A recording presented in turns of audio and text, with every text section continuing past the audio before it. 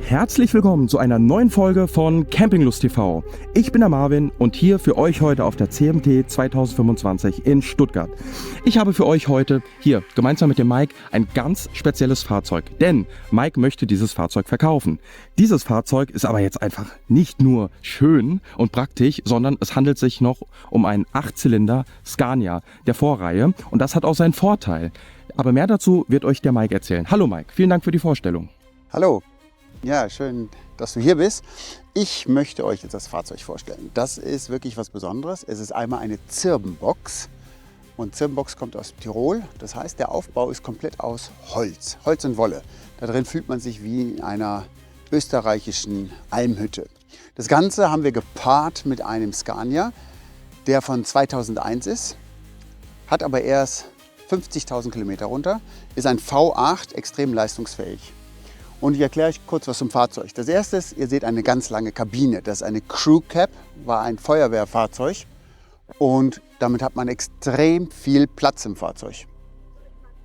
Im hinteren Bereich haben wir auf der einen Seite Regale eingebaut. Und auf der anderen Seite ist noch ein dritter Sitz. Also man könnte zu dritt in dem Fahrzeug fahren. Da seht ihr einmal die Regallösung auf der einen Seite. Ihr glaubt ja gar nicht, was man alles so mitnehmen muss. So, das Fahrzeug ist ein 6x6 mit permanentem Allradantrieb und alle Sperren, die man so braucht. Längssperre, Quersperre. Dann hat das Fahrzeug eine Automatik von Allison. Standardmäßig 530 PS. Wir haben das Steuergerät optimiert. Jetzt haben wir 620 PS und 3000 Newtonmeter Kraft. Also es gibt nichts, womit man da nicht herkommt. Wir haben 2 Tanks bei dem Fahrzeug. Auf der linken Seite 400 Liter und auf der rechten Seite 400 Liter. Die Tanks sind miteinander verbunden. Mit 800 Liter kommt man recht weit. Aber ein V8 mit Automatik und permanentem Allrad, der braucht auch was. Also ihr liegt so bei 36 Liter auf 100 Kilometer. Hier drin haben wir eine coole Lösung.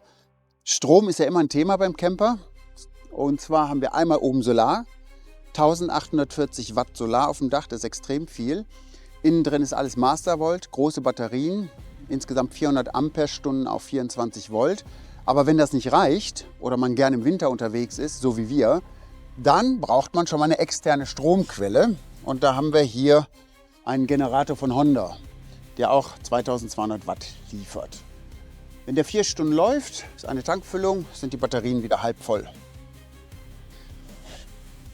Wir sind jetzt vor kurzem von einer Reise gekommen, deswegen ist es nicht ganz sauber, das Fahrzeug. Aber beim Verkauf ist es dann, sieht es blitzblank aus. Ihr seht diese Boxen hier, da drin sind Luftschläuche. Und zwar kann man die Reifen, die Luft ablassen und wieder aufpumpen. Und das Steuergerät ist weiter vorne am Fahrerhaus. Wenn ihr mal durch eine Wüste fahrt, einen weichen Untergrund habt, könnt ihr Luft ablassen und dann auch wieder hinzufügen, weil das Fahrzeug einen eigenen Kompressor an Bord hat. Also ihr braucht keine Tankstelle. Hier drin ist der Grauwassertank, 140 Liter Grauwasser, weil innen drin haben wir eine Trenntoilette, also braucht es kein Schwarzwasser. Hinten haben wir 2 Ersatzreifen drauf. Es gibt gewisse Länder, da braucht es 2 und ja, das ist da angebracht. Wir können die Reifen seitwärts ablassen, dann kann man das einfach abmontieren und den Reifenwechsel, das dauert pro Reifen 1 Stunde, wenn man unterwegs wechseln muss.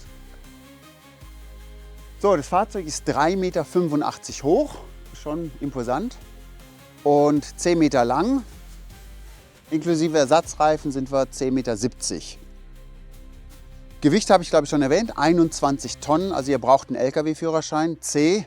Aber durch die Automatik ist das wirklich einfach zu fahren. Man muss sich immer nur dran erinnern, Achtung, das Fahrzeug ist groß und schwer. Aber mit 620 PS, da geht was. So, zeige ich noch die andere Seite. Ich komme gleich auf die Treppe im Detail zu sprechen. Auf jeden Fall seht ihr jetzt schon, dass es ein sehr bequemer Zustieg zum Fahrzeug ist. Und jetzt gucken wir uns vorne noch kurz eine Staubox an. Auf der Seite sind Gasflaschen drin. Wir kochen mit Gas, 2x11 Kilo. Mit einer Flasche kommt ihr 5 Monate weit. Wir haben sogar noch einen Schraubstock mit hier verbaut. Wenn wir ihn nicht brauchen, ist er hier. Wenn wir ihn brauchen, gibt es hier noch einen Stahladapter und dann können wir das vorne am Fahrzeug an der Bergeöse montieren. Und dann kann man auch mal unterwegs was reparieren, wenn man möchte oder muss. Zeige ich euch noch die Seite von Innenleben. So, hier seht ihr den dritten Sitz. Wenn es so ein bisschen höher geht, sieht man die Regale von der Innenseite. Und später zeige ich euch von innen noch, dass eine Gefriertruhe in der Mitte auf dem Boden ist. Im Moment haben wir hier noch Schneeketten versorgt. Das Fahrzeug kommt mit 6 Schneeketten. Eine Schneekette wiegt aber 45 Kilo, muss man mit Technik aufziehen, dann klappt das aber schon. Dann haben wir oben das Dach. Vielleicht gehen wir mal außen vorne vor.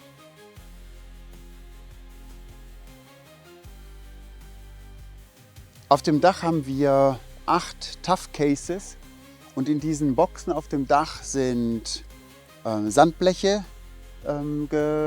abgelegt. Dort haben wir Bergeseile drin. Bergeseile sind groß und können 56 Tonnen ziehen. Wir haben dort eine Kettensäge drin. Wir haben Zusatztanks dort oben. Das sind eigentlich alles so Sachen, die man nicht tagtäglich braucht. Und aufs Dach kommt man mit einer Teleskopleiter, die auch im Fahrerhaus hinter dem zweiten Sitz in der zweiten Reihe versorgt ist. Vorne haben wir noch große Halogenlampen von Laser-LED. Das sind mit die besten am Markt. Die geben dir 2 Kilometer weites Licht mit 20.000 Lumen. Und unten haben wir auch noch zusätzliche Scheinwerfer, Nebelscheinwerfer geschützt, Zusatz Tageslicht und hier noch ein Metallgitter davor, Schutz vor Steinschlag. Genau, das wäre das von außen. Und sollen wir kurz ins Fahrerhaus gehen? Gut. Ich schlage vor, du gehst rein, ich erkläre es dir von der anderen Seite und du kannst dich an den Griffen festhalten, rechts und links.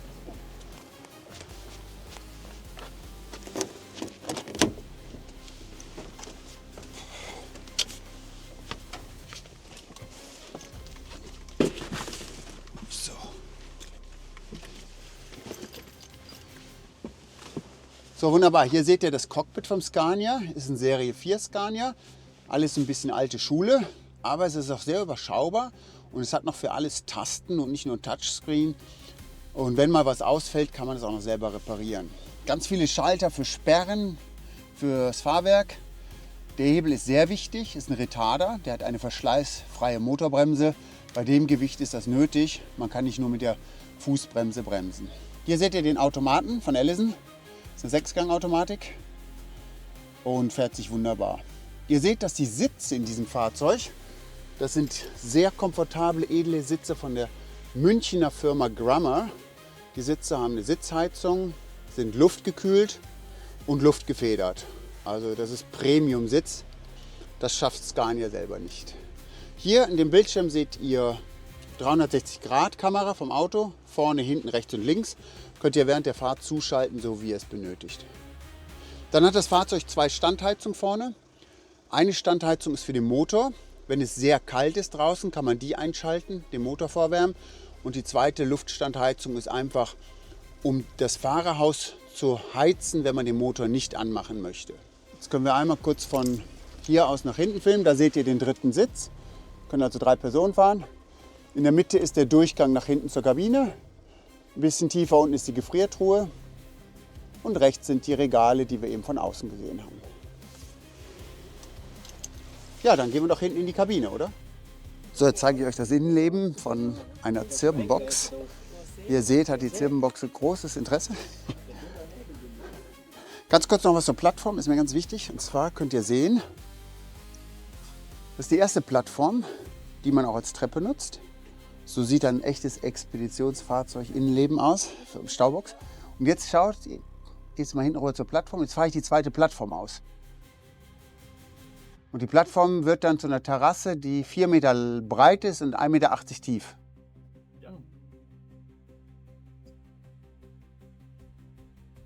So, ich muss natürlich vor dem Joghurtbecher aufhören. Und wenn ich ganz rausfahre, müsste ich dann Stützen drunter machen, aber dann hat man eine Riesenterrasse.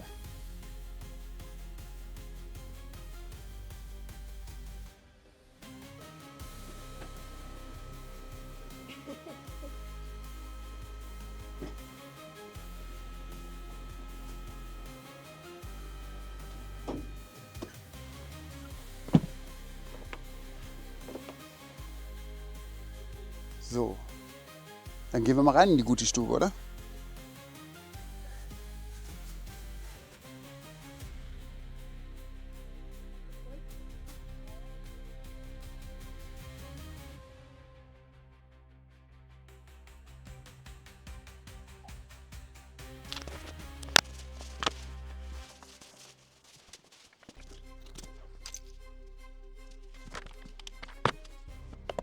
So, willkommen in der Zirbenbox.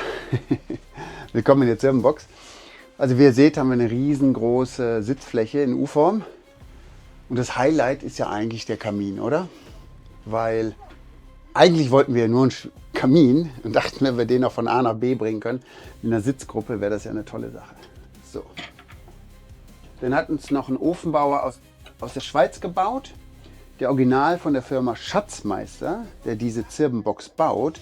Der hat einen etwas kleineren Ofen, der steht hier drauf. Das ist also die Firma Schatzmeister in Kolsas bei Innsbruck in Tirol. So, dann haben wir hier die Sitzgruppe. Da haben wir zwei Features. Wir können einmal den Tisch runterfahren, wie ihr seht.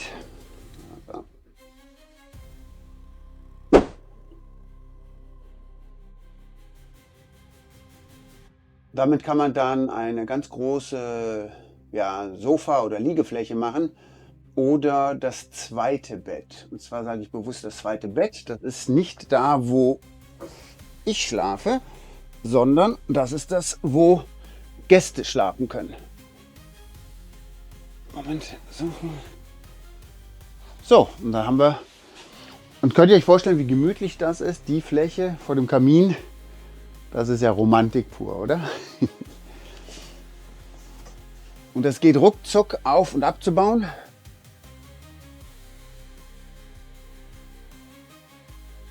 So, jetzt machen wir den wieder hoch.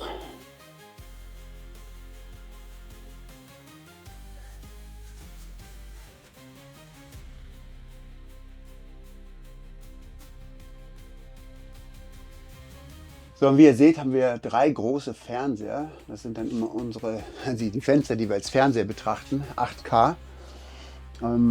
Alles selbst gemacht von der Firma Schatzmeister. Gehen sehr weit auf. Ach, das sind auch die Fenster, die man dann quasi von innen reinigen kann. Ja, genau, die kannst du auch noch von innen reinigen. Die sind praktisch, wirklich. Die sind sehr praktisch, genau. Was wir noch haben, es ist keine Technik hier im hinteren Bereich. Ist alles nach vorne gelegt worden, damit man hier elektrosmogfrei schlafen kann. Jetzt zeige ich euch was ziemlich Cooles. Und zwar, wo schlafen wir? Ich muss noch dazu sagen, dass es ja wirklich ein ganz großer Komfortpunkt ist, wenn man die Fenster so rumschwenken kann, um sie dann auch wirklich von innen zu reinigen. Denn aufgrund der Aufbauhöhe ist es natürlich sonst immer wieder ein großer Akt. Ja, das Bett wird heruntergelassen und kann mit 300 Kilo belastet werden, auch während man es bewegt. Also man kann sich dann drauflegen und könnte es hoch und runter bewegen. Die Matratze ist sehr speziell, die ist aus Rosshaar von der Firma Moosburg aus Bregenz. Das ist so das Beste, was man kriegen kann. Also man schläft dort wie auf Wolken. So, und jetzt kommt noch was ganz Geniales. Jetzt gucken wir mal nach oben.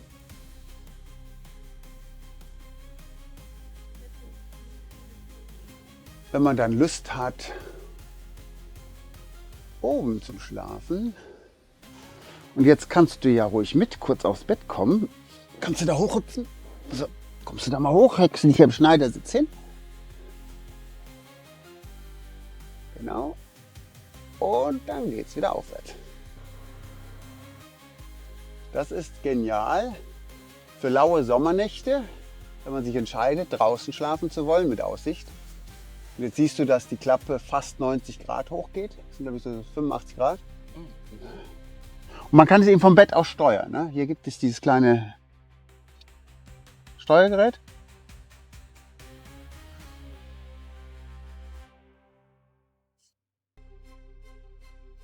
Und so ist man ein bisschen auch über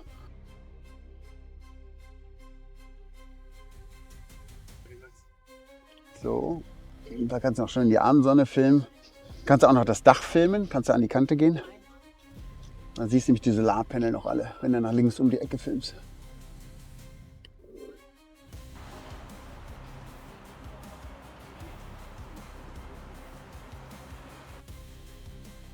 Fans sind definitiv schon da.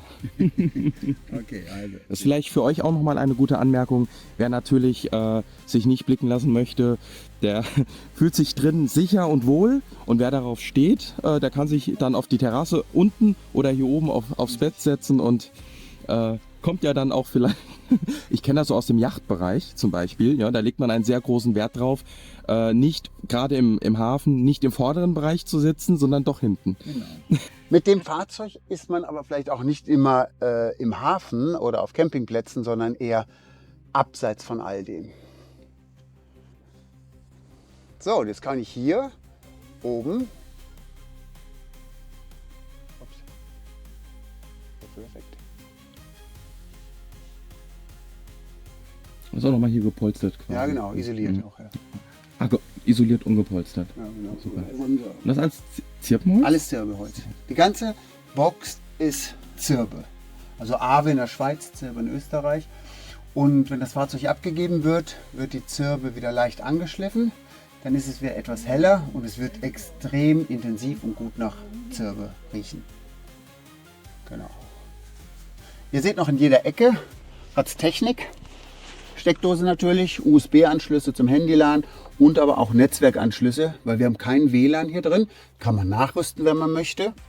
Aber wir bevorzugen, über ein Netzwerkkabel den Computer anzuschließen, da auch die Verbindung besser ist. Ja, kann man besser ins Internet. Dann, wenn man natürlich schlafen will, kann man hier auch noch wunderbar zumachen. Schön auch im gleichen Stil. Also richtig klassisch. Richtig da kann klassisch. jetzt nicht der Motor kaputt gehen und ich muss dann Genau. mir den Fachmann suchen quasi, Richtig. der mir dann da neue Motoren einsetzt. Genau. Und vor allen Dingen alles optisch abgestimmt. Ja. Es ist auch nur hochwertig. Es ist alles Wolle von Steiner. Das ist eine österreichische Firma. Und das ist alles Wolle oder Schurwolle. Bei den Polstermöbeln haben wir das eben gesehen. Das ist alles Steiner Schurwolle. Das ist höchste Qualität. Und eben auch die Matratze mit dem Rosshaar. Das ist wirklich Premium-Klasse hier. Moskitonetze gibt es auch. Die werden hier drauf gedrückt an den Knöpfen. Die sind auch Tiroler Handarbeit genäht. Da werden sie festgemacht und über die Borstenverbindung ist es dicht. Und dann hat man hier ein schönes Moskitonetz drüber. Es sieht also auch sehr edel aus und ist auch fürs Auge kein Stilbruch. Und wenn man hier drin hockt, hat man nicht das Gefühl, dass man in einem Fahrzeug ist, sondern in einem kleinen Tiny House ist. So, dann gehen wir mal hier runter und dann zeige ich noch was anderes. Oder magst du vorgehen? Ja, genau. Kannst auch das als Stufe nehmen, Oh, ich bin wie du willst. Ja. das nur wegen der Kamera immer ein bisschen. Genau. Trotz Gimbal. So, dann Trotz Gimbal, ja. lassen wir es wieder verschwinden. Das Praktische an dem Bett ist natürlich, es verschwindet tagsüber und man hat eine vollwertige Sitzfläche und das Bett ist weg. Und das gibt ein sehr großes Raumgefühl. Jetzt, was noch auffällt, ist, die Raumverhältnisse hier sind extrem großzügig, weil unsere Zirbenbox ist 6 Meter lang und 2,55 Meter breit. Das heißt, ich habe einen Schrank mit einer Tiefe von 60 Zentimeter, sehr viel Platz für Sachen und trotzdem fast 1 Meter hier in der Mitte an Platz. Das heißt, eine Person kann kochen und die andere Person kann gut hin und her laufen und man steht sich nicht im Weg. Ich möchte einmal kurz Schränke zeigen, wie hochwertig das gearbeitet ist. Ja, alles mit Holz, alles schön verzapft hier. Echte Holzböden. Genau. Super. Besonderes ist auch noch der Verschluss hier, wenn du den mal von vorne filmst. Das ist im Prinzip eine alte Technik, die auf der Alm benutzt wird für Ställe. Ein Stahl, der einfach hier in diesem Türgriff einrastet. Und dann hält das. Sind also nicht die Druckknöpfe wie beim normalen Camper. Ja. So, was haben wir noch? Wir haben Wasserheizung, doppelte Redundanz, also Redundanz mit Ebersbecher, Wasserheizung. Und das sind Radiatoren. Wir haben eine Wasserheizung. Hier an der Seite sind die Heizkörper hier hinter und heizen das Fahrzeug. Und der Boden ist dadurch nicht so warm, weil nicht jeder mag diese Fußbodenheizung am Fuß. Ist also angenehm und hier sind die Heizungen. Und dann ist hinter der Lehne hier auch noch beheizt. Alle Rücklehnen, sind auch Radiatoren hinter, weil wenn das Bett unten ist, kommt rundherum auch Wärme nach oben, was es sehr angenehm macht zum Schlafen. So, dann haben wir eine Küche. Hier ist die Küche. Hier wird mit Gas gekocht, Gasbackofen. Hier sind die beiden Heizungen, die zu bedienen sind. Standheizung 2 ist an. Und man braucht immer nur eine. Es kann aber auch eine ausfallen, man muss nie frieren. Wir haben also eine zweite. Hier kann man die Temperatur einstellen. Also eine gute Sache. Und die anderen Sachen wie Bett hoch und runter fahren. Dann gibt es hier noch einen. Hier ist das Mastervolt Panel.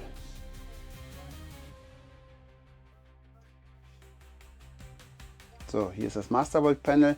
Hier sehe ich verschiedene Sachen, wie voll die Batterie ist. Ich kann sehen, was ich an Solarleistung vom Dach kriege. Ich kann den Wechselrichter Sachen anschauen. Die Besonderheit im Fahrzeug ist noch, ich habe ein LKW-Ladegerät drin.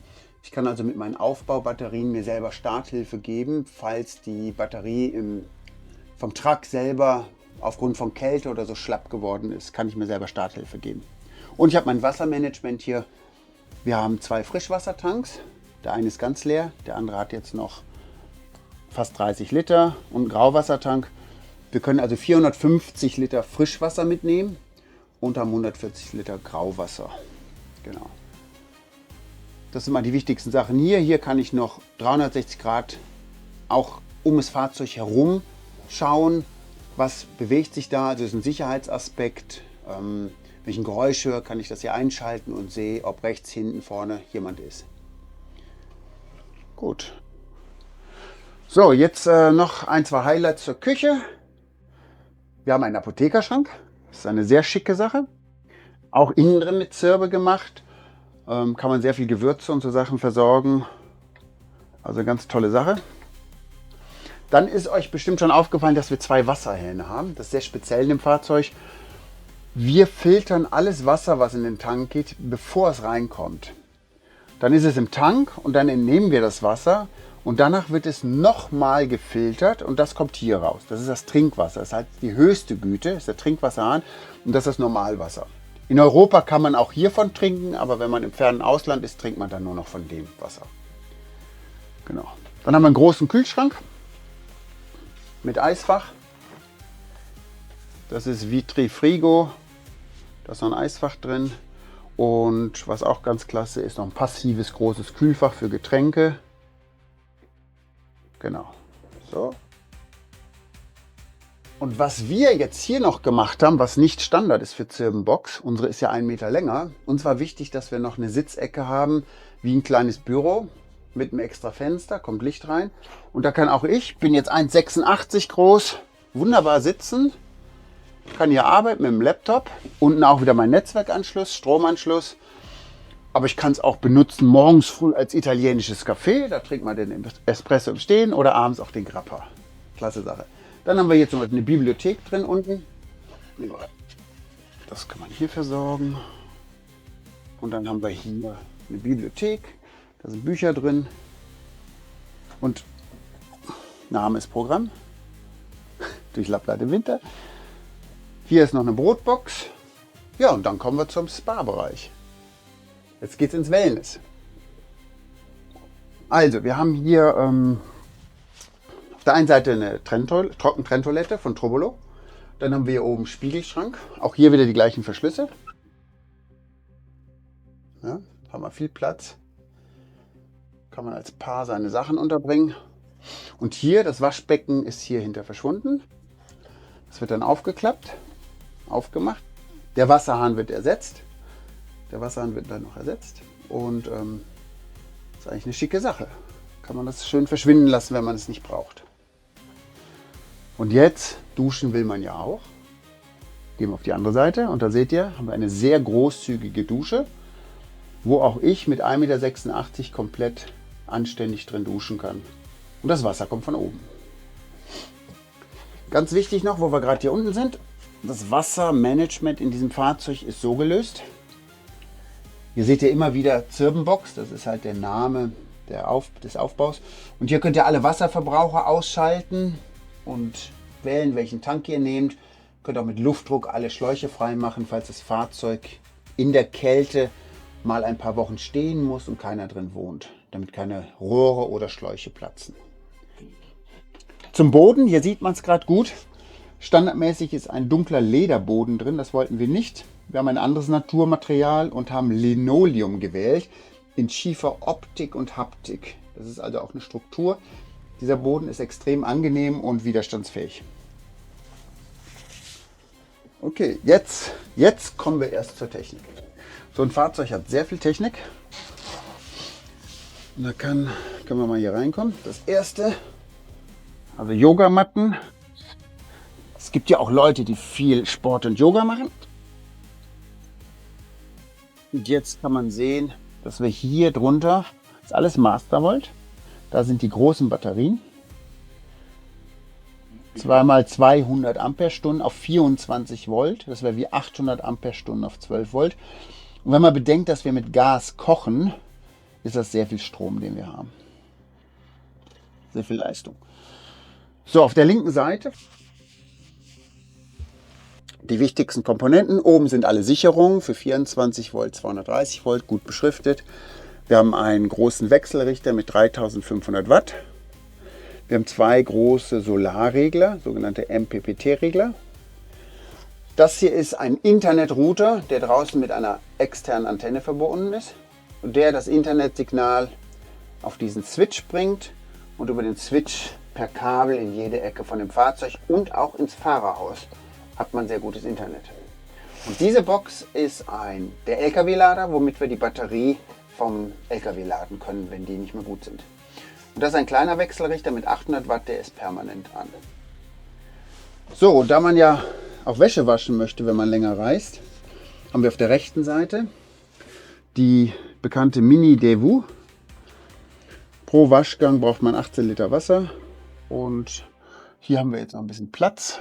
Gut genutzt. Das sind Auszüge für Schuhe, die man auch wunderbar unterbringen kann dort. So, und jetzt schließt sich der Kreis, weil wir hier zum Fahrerhaus kommen. Eine Schiebetür öffnen. So. Und dann haben wir da die zweite. Wir haben bewusst auf diesen Faltenbalg verzichtet, weil der ist nur anfällig, geht kaputt und es braucht den nicht. Das haben wir auch bei Schneesturm und Regen geprüft. Das braucht es wirklich nicht. So, und da kommen wir wieder ins Fahrerhaus rein. Da kann man ganz einfach rüber. Und vor allen Dingen kommt man immer gut an die große Gefriertruhe mit 65 Liter. Links ist das Regal, wo wir Kleidung und Lebensmittel auch hatten, Konserven. Und rechts ist noch der andere Sitz. Also alles sehr gut zugänglich.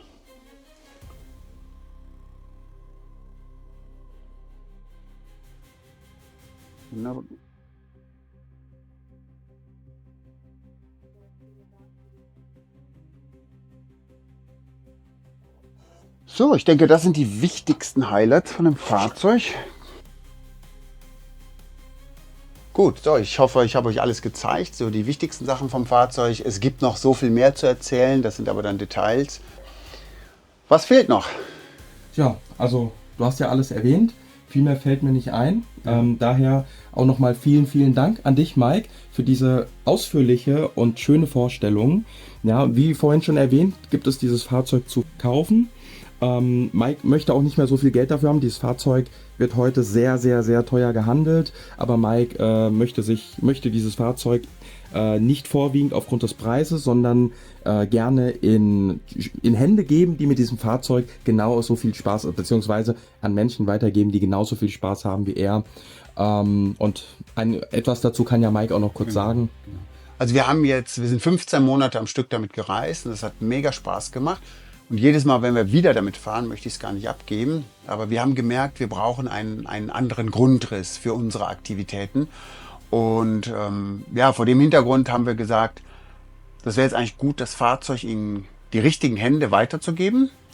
Und wir werden die nächsten 2-3 Jahre etwas mehr lokal sein müssen. Und dann starten wir wieder neu, einfach mit einem Grundriss, der für uns besser passt. Und das Fahrzeug ist einfach genial für 2 Personen, die lange reisen wollen. Ich möchte noch was zum Preis sagen. Wir haben 830.000 Euro bezahlt für das Fahrzeug, so wie es hier steht, vor 2 Jahren. Und die Inflation ist heftig. Wenn ich es heute neu bestelle beim Schatzmeister, zahlt man 1 Million dafür. Kontaktiert mich, wer ernsthaftes Interesse hat. Wir können über den Preis reden. Für uns ist noch wichtiger, dass es in die richtigen Hände kommt. Super, prima. Mike, vielen, vielen Dank für die Vorstellung und auch an euch da draußen. Vielen Dank, dass ihr wieder zugesehen habt. Das war eine neue Folge von Campinglust TV hier von der CMT 2025 in Stuttgart. Und ich würde mich freuen, wenn ihr diesen Kanal abonniert, vielleicht dem Video ein Like gebt und auch in die Kommentare eure Meinung drüber schreibt. Also bis zum nächsten Mal, euer Marvin von Campinglust TV. Tschüss!